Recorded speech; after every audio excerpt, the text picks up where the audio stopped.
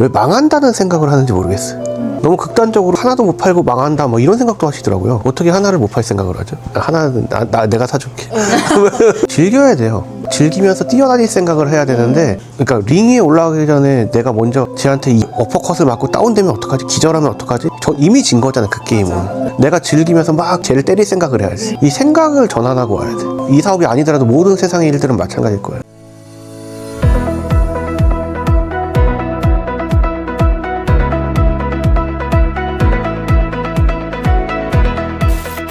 대표님도 사업을 꽤 많이 하셨잖아요. 화장품 브랜드를 만든다는 것도 사업을 하는 거잖아요. 어떤 마음가짐이라든지 프로젝트를 함께하는 고객님들한테 어떤 얘기를 되게 많이 해주세요? 저는 그래도 자신감을 좀 많이 주려고 하는 편이에요. 본인이 사업을 이걸 하려고 한다는 걸 되게 두려워해요. 되게 무서워한다 그러나? 근데 사실 무서울 게 없거든요. 어려운 사업도 아니에요. 어려운데. 어려운데. 저도 이제 여러 분야에서의 그런 사회생활 경험들이 있지만 저한테는 특히 이 분야는 좀 재밌는 분야? 다른 일보들보다 재밌게 일할 수 있는 분야인 것 같아요. 창조적인 것들을 좀 해볼 수 있는 것도 꽤 크고, 그리고 또 그 외에 마케팅이나 판매나 이런 것들도 되게 재밌게 한번 경험해 볼 수 있는? 그리고 왜 망한다는 생각을 하는지 모르겠어요.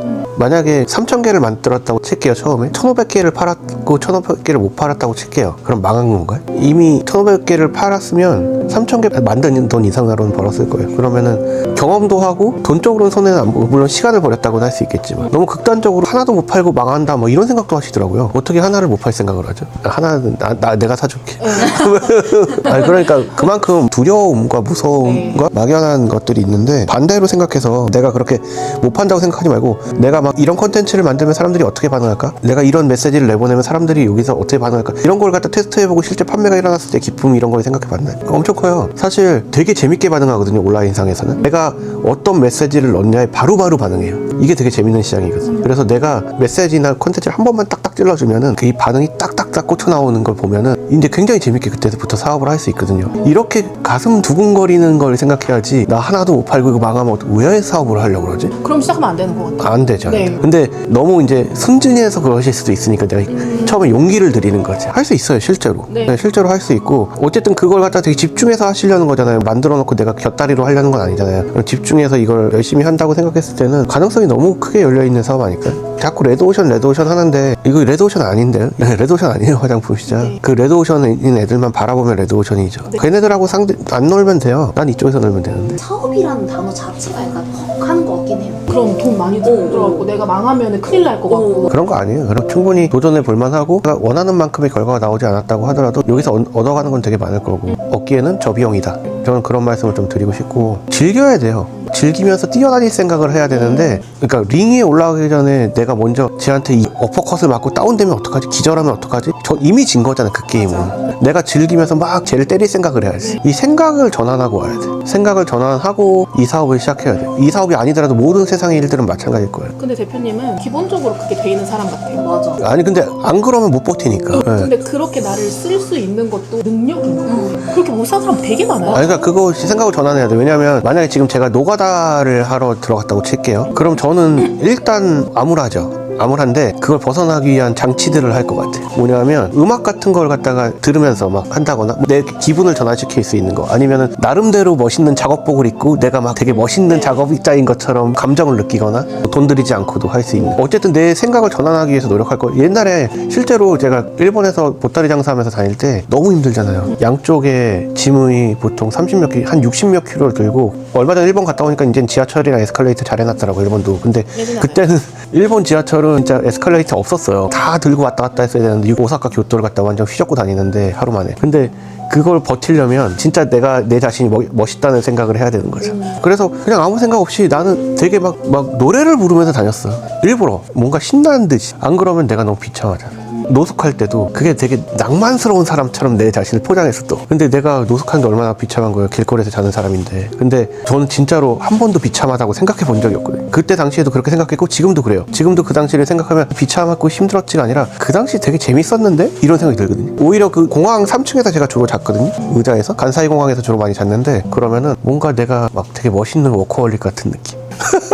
사업을 바라볼 때는 망하면 안 될 것 같고 한국 사람들 약간 그렇게 틀리면 안 될 것 같고 정확하게 해야 될 것 같고 아니요, 그런 거 없어요. 그런 거 없어. 그런 게 없다고 하는 사람들 극소수고 그러니까 대표님이 멘탈이 센 거고 아니, 근데 그렇게 해야 돼. 근데 그렇게 해야 된다. 왜냐면 방법이 없어. 방법 없어. 네, 요령 없어. 정면 돌파해야 되는데 요령 없어. 점점 더 계층 간의 이동이 힘들어지는 사회가 되잖아요. 저는 아직도 계층 간의 이동을 충분히 할 수 있다고 생각하거든요. 그러려면은 마음가짐이 바뀌어야 돼. 맞아. 네, 패배자 마음가짐으로 돈만 많이 벌고 싶으면 어떡해. 맞아. 네, 승리자의 마음가짐으로 돈을 좀 덜 벌어도 돼요. 난 즐겁게 살고 있으니까. 그리고 최근에 이제 그 제가 봤던 쇼츠 똑같은 얘기를 하셨어요. 아, 그래요? 네. 찌찌뽕.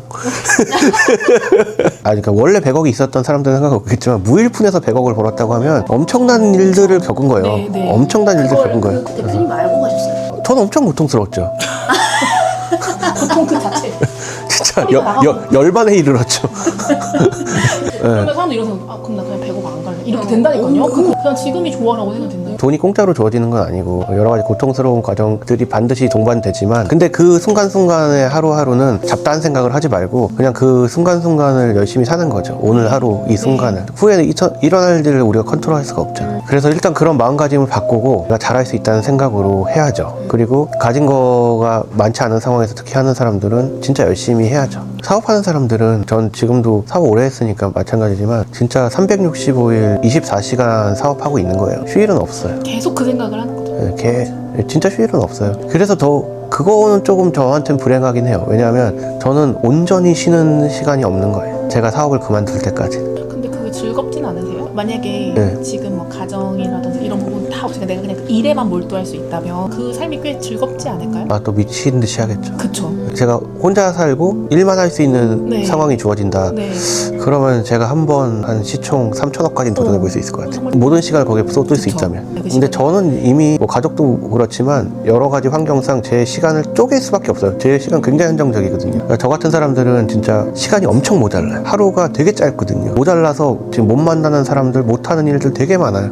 그렇게 시간이 없는 상황인데 그걸 만약 한쪽으로 집중할 수 있다면 엄청난 파급 효과가 나겠죠. 저희 같은 쩔이 만나주시고 게임에서 보면 약간 좀 이제 만나기 어려운 레벨이 높은 캐릭터. 대표님은 그런 마인드 장착이 태생부터 타고나신 거 아닌가요? 그런 거 있어요. 할아버지 할머니 쪽은 다 우리나라 유명한 기업가 집안 총수들이시니까 그렇다 치고 그런 거 받았을 수 있죠. 근데 아마 그런 사업가적 마인드도 받았을 수도 있죠. 유전적으로 영향이 없다고 볼 수 없지만 결국에는 자기가 이제 주어진 상황에 따라서 사람은 달라지는 것 같아요. 환경에 따라서. 근데 제가 하나 잘했던 거는 저희 집안이 심각하게 무너졌을 때 그때 제가 같이 안 무너진 거. 제가 그때 그냥 하루도 진짜 낭비함 없이 길거리에 뛰쳐나갔던 게 제가 제일 잘했어요. 거기가 제 인생의 터닝포인트자 시작이었죠. 온실 속의 화초처럼 자라다가 밖으로 딱 튀어나온 순간이 있었죠. 그때 저희가 알았죠. 아, 나한테 이런 게 있었구나. 몰랐어요. 저는 그냥 방에서 게임만 하는 애였거든요. 게임 페인. 네, 저희 집에 일하는 아줌마들도 항상 있으니까 아줌마들이 갖다 주면 앉아서 밥 먹고 하루 종일 게임만 새벽에도 하고 지금은 담배 끊었지만 그때는 방에서도 담배 막 몇 갑씩 펴대면서 그냥 게임만 하는 애였어요. 근데 이제 거기서 이제 뛰쳐나오게 된 게 부모님이 잘못된 게 저한테는 오히려 도움이 됐다고 할까? 인생이 다 그렇죠. 마인드 싸움이에요. 근데 지금도 지치잖아요, 항상. 네, 지칠 때도 있고 막 디프레스 될 때도 있고 거기서 어떻게 벗어나오느냐 자기만의 방법이 있는 거죠. 저는 가장 건전하게 빠져나오는 방법은 종교적인 것 같아요. 저도 옛날에 그랬어요. 옛날에 무슨 일 있고 그러면은 막 이불 속에 들어와서 막 안 나오고. 아기 때 말하는 거? 아기 때? 5살 때? 아니요. 20살 넘어서도. 아 그래요? 저 상상이 안 가는데 그때도 키는 180 넘었을 거야. 네, 저는 지금 중2 때 키인데 그때 이후로 안 컸어요. 중2 때 이후로. 어쨌든 이불 속에 틀어박혀갖고 막 며칠 동안 거기서 끙끙대고 그냥 아무것도 생각하기 귀찮고 그냥 막 그럴 때도 있었어요. 근데 그게 왜 그러냐면 뒤에 믿는 구석이 있어서 근데 그때는 부모님이 워낙 부자니까 내가 이렇게 살아도 부모님이 다 커버해줄 거라는 믿음이 있었기 때문에 근데 그 모든 믿음이 다 사라지고 보호장치가 다 풀린 순간 저는 안전벨트 없이 위험한 놀이기구를 탄 사람이 된 거예요. 갔던 게 없어진 거예요 그냥. 그러니까 저는 그때서부터는 필사적으로 살기 위해서 달린 거예요.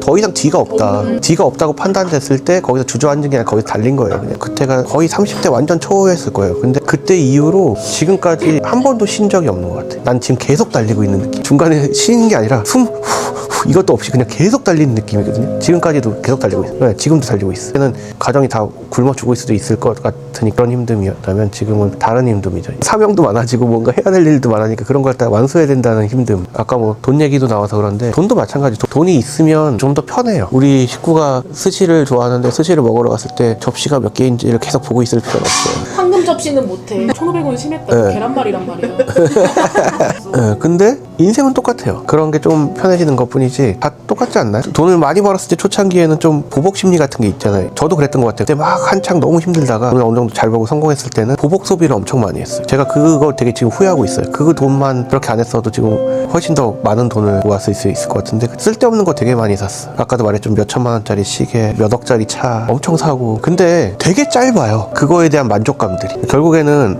이게 오해할까봐 제가 얘기하는 건데, 야 그래서 뭐 너 잘났다 막 이게 아니라 그거는 근본적으로 추구해야 될 방향은 아니라는 거죠. 자기가 추구해야 될 거는 그런 물질적인 건 아닌 것 같아요. 저희 집안에도 물질적으로 굉장히 추구하셨던 어르신들이 많은데 결국 물질의 노예가 되고 돈 때문에 되게 추접해지는 걸 되게 많이 보고 살아왔거든요. 사실 그런 인생은 살고 싶지 않고 좀 더 값어치 있는 것들을 만들어내는 인생을 살고 싶어서 지금도 뛰는 거죠. 아직까지 그걸 이루지 못했기 때문에. 저는 이런 얘기를 또 하고 싶었던 게 요즘 사회가 더 심각하잖아요. 인부의 격차도 굉장히 많이 느끼고 막 되게 걱정하잖아요. 돈 때문에. 아파트 가격은 천정부지로 뛰고 난 이제 집도 못 사고 나는 이번 생엔 망한 건가?